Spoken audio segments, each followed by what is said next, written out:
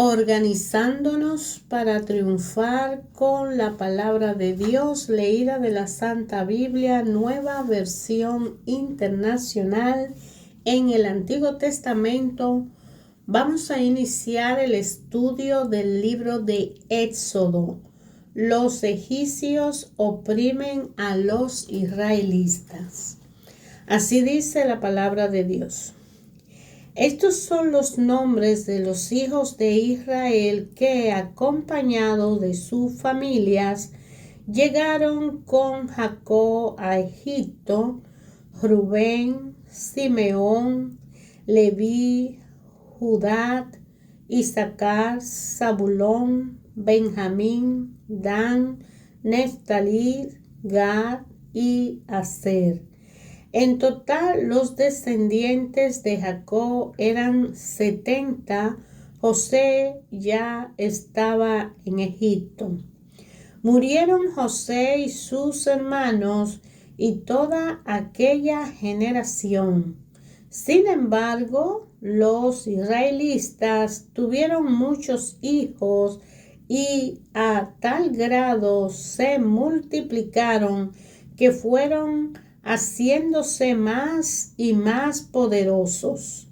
El país se fue llenando de ellos, pero llegó al poder en Egipto otro rey que no había conocido a José y le dijo a su pueblo: cuidado con los israelitas, que ya son más fuertes y numerosos que nosotros. Vamos a tener que manejarlos con mucha astucia, de lo contrario seguirán aumentando y si estalla una guerra, se unirán a nuestros enemigos, nos combatirán y se irán del país. Fue así como los egipcios pusieron capataces para que oprimieran a los israelitas. Le impusieron trabajo forzado, tales como los de edificar para el faraón las ciudades de almacenaje, Pitón y Ramsés. Pero cuando más los oprimían, más se multiplicaban y se extendían. De modo que los egipcios llegaron a tenerle miedo. Por eso le imponían trabajos pesados y los trataban con crueldad. Les amargaban la vida, obligándolo a hacer mezcla y ladrillo y todas las labores del campo. En todos los trabajos de esclavo que los israelitas realizaban, los egipcios los trataban con crueldad.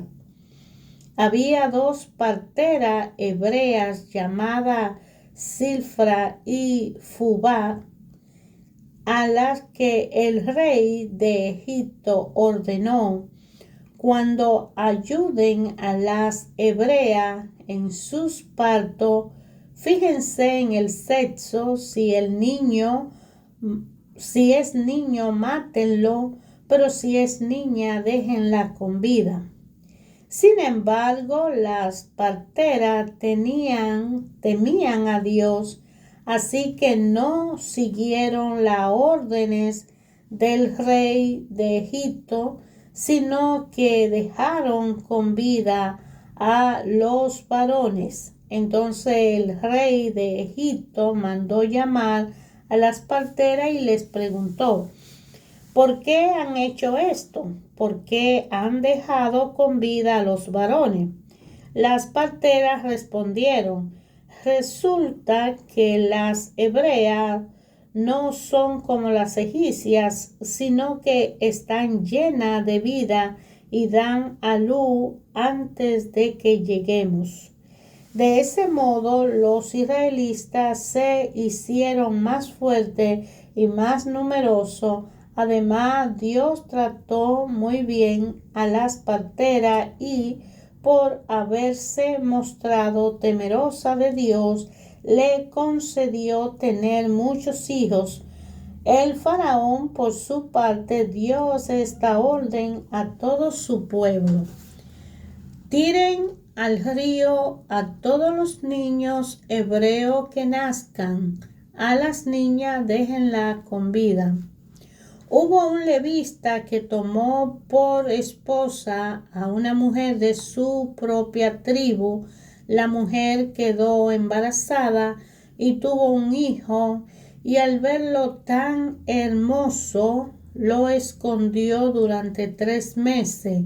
Cuando ya no pudo seguir ocultándolo, preparó una cesta de papiro, la embadurnó con brea y asfalto, y poniéndolo en ella al niño, fue a dejar las cestas entre los juncos que había a la orilla del Nilo.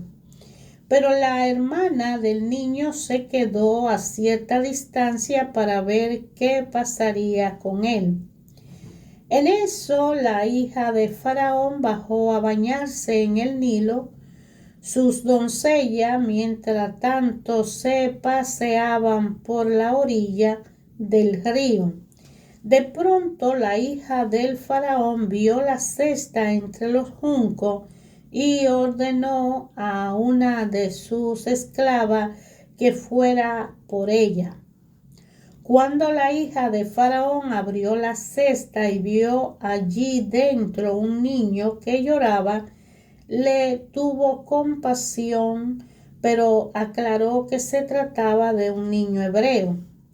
La hermana del niño preguntó entonces a la hija de Faraón: ¿quiere usted que vaya y llame a una nodriza hebrea para que críe al niño por usted? Ve a llamarla, contestó. La muchacha fue y trajo a la madre del niño, y la hija del faraón le dijo: llévate a este niño y críamelo, yo te pagaré por hacerlo. Fue así como la madre del niño se lo llevó y lo crió. Ya crecido el niño, se lo llevó a la hija del faraón, y ella lo adoptó como hijo suyo. Además le puso por nombre Moisés, que dijo: yo lo saqué del río. Un día, cuando ya Moisés era mayor de edad, fue a ver a sus hermanos de sangre y pudo observar sus penurias. De pronto vio que un egipcio golpeaba a uno de sus hermanos, es decir, a un hebreo. Miró entonces a uno y otro lado, y al no ver a nadie, mató al egipcio y lo escondió en la arena. Al día siguiente volvió a salir, y al ver que 2 hebreos peleaban entre sí, le preguntó al culpable: ¿por qué golpea a tu compañero? ¿Y quién te nombró a ti gobernante y juez sobre nosotros? Respondió aquel: ¿acaso piensa matarme a mí como mataste al egipcio? Esto le causó temor a Moisés, pues pensó: ya se supo lo que hice. Y en efecto, el faraón se enteró de lo sucedido y trató de matar a Moisés. Pero Moisés huyó del faraón y se fue a la tierra de Madián, donde se quedó a vivir junto al pozo. El sacerdote de Madián tenía 7 hijas, las cuales solían ir a sacar agua para llenar los abrevaderos y dar de beber a las ovejas de su padre. Pero los pastores llegaban y las echaban de allí. Un día Moisés intervino en favor de ellas, las puso a salvo de los pastores y dio de beber a sus ovejas. Cuando la muchacha volvieron a la casa de Reuel, su padre, éste le preguntó: ¿por qué volvieron hoy tan temprano? Porque un egipcio nos libró de los pastores. Y le respondieron: hasta nos sacó el agua del pozo y dio de beber al rebaño. ¿Y dónde está ese hombre? Le contestó: ¿por qué lo dejaron solo? Invítenlo a comer. Moisés convino en quedarse a vivir en casa de aquel hombre, quien le dio por esposa a su hija Séfora. Ella tuvo un hijo y Moisés le puso por nombre Gersón, pues razonó: soy un extranjero en tierra extraña. Mucho tiempo después murió el rey de Egipto. Los israelitas, sin embargo, seguían lamentando su condición de esclavo y clamaban pidiendo ayuda. Sus gritos desesperados llegaron al oído de Dios, quien al oír su queja se acordó del pacto que había hecho con Abraham, Isaac y Jacob. Fue así como Dios se fijó en los israelitas y lo tomó en cuenta. Un día en que Moisés estaba cuidando el rebaño de Jetro, su suegro, que era sacerdote de Madián, llevó las ovejas hasta el otro extremo del desierto y llegó a Oreb, la montaña de Dios. Estando allí, el ángel del Señor se le apareció entre las llamas de una zarza ardiente. Moisés notó que la zarza estaba envuelta en llama, pero que no se consumía. Así que pensó: qué increíble, voy a ver por qué no se consume la zarza. Cuando el Señor vio que Moisés se acercaba a mirar, lo llamó desde la zarza: Moisés, Moisés. Aquí me tienes, respondió. No te acerques más, te digo, le dijo Dios. Quítate la sandalia, porque está pisando tierra santa. Yo soy el Dios de tu padre, soy el Dios de Abraham, de Isaac y de Jacob. Al oír esto, Moisés se cubrió el rostro, pues tuvo miedo de mirar a Dios. Pero el Señor siguió diciendo: ciertamente he visto la opresión que sufre mi pueblo en Egipto. Lo he escuchado quejarse de sus capataces y conozco bien sus penurias. Así que he decidido para librarlos del poder de los egipcios y sacarlo de ese país, para llevarlo a una tierra buena y espaciosa, tierra donde abundan la leche y la miel. Me refiero al país de los cananeos, hititas, amorreos, fereceos, heveos y jebuseos. Han llegado a mi oído los gritos desesperados de los israelitas, y he visto también cómo los oprimen los egipcios. Así que disponte a partir. Voy a enviarte al faraón para que saque de Egipto a los israelitas, que son mi pueblo. Pero Moisés le dijo a Dios: ¿y quién soy yo para presentarme ante el faraón y sacar de Egipto a los israelitas? Yo estaré contigo, le respondió Dios, y te voy a dar una señal de que soy yo quien te envía. Cuando haya sacado de Egipto a mi pueblo, todos ustedes me rendirán culto en esta montaña. Pero Moisés insistió: supongamos que me presento ante los israelitas y le digo: el Dios de sus antepasados me ha enviado a ustedes. ¿Qué les respondo si me preguntan: ¿y cómo se llama? Yo soy el que soy, respondió Dios a Moisés.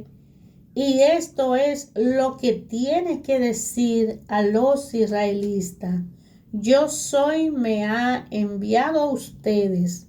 Además, Dios le dijo a Moisés: dile esto a los israelitas: el Señor, el Dios de su antepasado, el Dios de Abraham, de Isaac y de Jacob, me ha enviado a ustedes. Este es mi nombre eterno. Este es mi nombre por todas las generaciones. Y tú anda y reúne a los ancianos de Israel y dile: el Señor, el Dios de sus antepasados, el Dios de Abraham, de Isaac y de Jacob, se me apareció y me dijo: yo he estado pendiente de ustedes, he visto cómo lo han maltratado en Egipto. Por eso me propongo sacarlo de su opresión en Egipto y llevarlo al país de los cananeos, hititas, amorreos, fereceos, heveos y jebuseos. Es una tierra donde abunda la leche y la miel. Los ancianos de Israel te harán caso, entonces ellos y tú se presentarán ante el rey de Egipto y le dirán: el Señor Dios de los hebreos ha venido a nuestro encuentro. Déjanos hacer un viaje de 3 días al desierto para ofrecerle sacrificio al Señor nuestro Dios. Yo sé bien que el rey de Egipto no va a dejarlo ir a no ser por la fuerza. Entonces manifestaré mi poder y heriré de muerte a los egipcios con todas las maravillas que realizaré entre ellos. Después de eso el faraón los dejará ir, pero yo haré que este pueblo se gane la simpatía de los egipcios, de modo que cuando ustedes salgan de Egipto no se vayan con las manos vacías. Toda mujer israelita le pedirá a su vecina y a cualquiera otra mujer que viva en su casa objeto de oro y de plata y ropa para vestir a sus hijos y a sus hijas. Así despojarán ustedes a los egipcios. Moisés volvió a preguntar: ¿y qué hago si no me creen ni me hacen caso? ¿Qué hago si me dicen: el Señor no se te ha aparecido? ¿Qué tienes en la mano?, preguntó el Señor. Una vara, respondió Moisés. Déjala caer al suelo, ordenó el Señor. Moisés la dejó caer al suelo y la vara se convirtió en una serpiente. Moisés trató de huir de ella, pero el Señor le mandó que la agarrara por la cola. En cuanto Moisés agarró la serpiente, ésta se convirtió en una vara en sus propias manos. Esto es para que crean que yo, el Señor, el Dios de sus padres, Dios de Abraham, de Isaac y de Jacob, me he aparecido a ti. Ahora ordenó el Señor, llévate la mano al pecho. Moisés se llevó la mano al pecho y cuando la sacó la tenía toda cubierta de lepra, blanca como la nieve. Llévatela otra vez al pecho, insistió el Señor. Moisés se la llevó de nuevo la mano al pecho y cuando la sacó la tenía tan sana como el resto de su cuerpo. Si con la primera señal milagrosa no te creen ni te hacen caso, dijo el Señor, tal vez te crean con la segunda. Pero si no te creen ni te hacen caso después de estas dos señales, toma agua del Nilo y derrámala en el suelo. En cuanto al agua del río toque el suelo, se convertirá en sangre.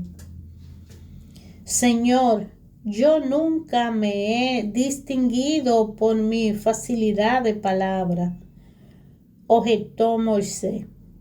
Y esto no es algo que haya comenzado ayer ni anteayer, ni hoy que te dirige a este servidor tuyo. Francamente, me cuesta mucho trabajo hablar. ¿Y quién le puso la boca al hombre? Le respondió el Señor. ¿Acaso no soy yo? El Señor, quien lo hace sordo o mudo, quien le da la vista o se la quita.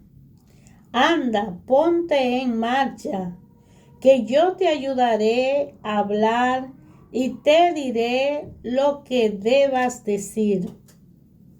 Señor, insistió Moisés, te ruego que envíe a alguna otra persona.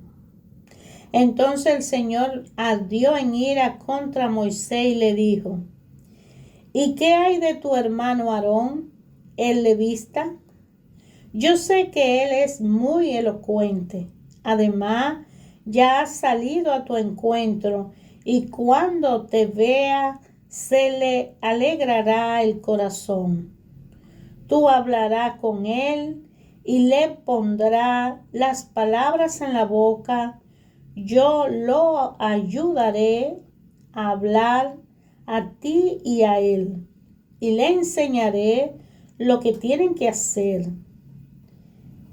Él hablará por ti al pueblo como si tú mismo le hablaras, y tú le hablarás a él por mí, como si le hablara yo mismo. Pero no te olvides de llevar contigo esta vara, porque con ella harás señales milagrosas. Moisés se fue de allí y volvió a la casa de Jetro, su suegro. Al llegar le dijo, debo marcharme, quiero volver a Egipto, donde están mis hermanos de sangre. Voy a ver si todavía viven. Anda pues, que te vaya bien, le contestó Jetro. Ya en Madián el Señor le había dicho a Moisés, vuelve a Egipto, que ya han muerto todos los que querían matarte. Así que Moisés tomó a su mujer y a su hijo, lo montó en un asno y volvió a Egipto. En la mano llevaba la vara de Dios. El Señor le había advertido a Moisés, cuando vuelva a Egipto, no deje de hacer ante el faraón todos los prodigios que te he dado y poder de realizar. Yo, por mi parte, endureceré su corazón para que no deje ir al pueblo. Entonces tú le dirás de mi parte al faraón, Israel es mi primogénito, Ya te he dicho que dejes ir a mi hijo para que me rinda culto, pero tú no has querido dejarlo ir, por lo tanto voy a quitarle la vida a tu primogénito. Ya en el camino, el Señor salió al encuentro de Moisés en una posada y estuvo a punto de matarlo. Pero Séfora tomó un cuchillo de pedernal, le cortó el prepucio a su hijo, luego tocó los pies de Moisés con el prepucio y le dijo: no hay duda, tú eres mi esposo de sangre. Después de eso, el Señor se apartó de Moisés, pero Séfora había llamado a Moisés esposo de sangre por causa de la circuncisión. El Señor le dijo a Aarón: anda a recibir a Moisés en el desierto. Aarón fue y se encontró con Moisés a la montaña de Dios y lo besó. Entonces Moisés le comunicó a Aarón todo lo que el Señor le había ordenado decir y todas las señales milagrosas que le mandaba realizar. Luego Moisés y Aarón reunieron a todos los ancianos israelitas, y Aarón, además de repetirle todo lo que el Señor le había dicho a Moisés, realizó también las señales a la vista del pueblo. Con lo que el pueblo creyó, y al oír que el Señor había estado pendiente de ello, había visto su aflicción, los israelitas se inclinaron y adoraron al Señor. Después de eso, Moisés y Aarón se presentaron ante el faraón y le dijeron: así dice el Señor Dios de Israel: deja ir a mi pueblo para que celebre en el desierto una fiesta en mi honor. ¿Y quién es el Señor?, respondió el faraón, para que yo le obedezca y deje ir a Israel. Ni conozco al Señor, ni voy a dejar que Israel se vaya. El Dios de los hebreos no ha salido al encuentro, contestaron. Así que debemos hacer un viaje de 3 días hasta el desierto para ofrecer sacrificio al Señor nuestro Dios. De lo contrario, podría castigarnos con la plaga o matarnos a filo de espada. Moisés y Aarón, replicó el rey de Egipto, ¿por qué distraen al pueblo de sus quehaceres? Vuelvan a sus obligaciones, desen cuenta de que es mucha la gente de ese país y ustedes no la dejan trabajar. Ese mismo día el faraón le ordenó a los capataces y a los jefes de cuadrillas: ya no le den paja a la gente para hacer ladrillo, que vayan ellos mismos a recogerla, pero sigan exigiéndole la misma cantidad de ladrillo que han estado haciendo. No les reduzcan la cuota. Son unos holgazanes y por eso me ruegan: déjanos ir a ofrecerle sacrificio a nuestro Dios. Impónganles tareas más pesadas, manténganlos ocupados, así no harán caso de mentiras. Los capataces y los jefes de cuadrilla salieron de allí y fueron a decirle al pueblo: así dice el faraón, ya no voy a darle pajas, vayan ustedes mismos a recogerla donde la encuentren. Por eso, así en nada se les rebajará la tarea. Fue así como el pueblo se esparció por todo Egipto para recoger rastrojo y usarlo en lugar de paja. Los capataces no dejaban de apremiarlo y decirle: cumplan con sus tareas diarias, como cuando se le daba paja. Además, esos mismos capataces del faraón golpeaban a los jefes de cuadrilla israelita que ellos mismos habían nombrado y le preguntaban por qué ni ayer ni hoy cumplieron con sus cuotas de ladrillo como antes lo hacían. Los jefes de cuadrilla israelita fueron entonces a quejarse ante el faraón. Le dijeron: ¿por qué su majestad trata así a sus siervos? Ya ni paja recibimos, a pesar de eso se nos exige hacer ladrillo y, como si fuera poco, se nos golpea. La gente de su majestad no está actuando bien. Haraganes, haraganes, exclamó el faraón. Eso es lo que son. Por eso andan diciendo: déjanos ir a ofrecer sacrificio al Señor. Ahora vayan a trabajar, no se le va a dar paja, pero tienen que entregar su cuota de ladrillo. Los jefes de cuadrilla israelita se dieron cuenta de que estaban en un aprieto cuando se le dijo que la cuota diaria de ladrillo no se le iba a rebajar.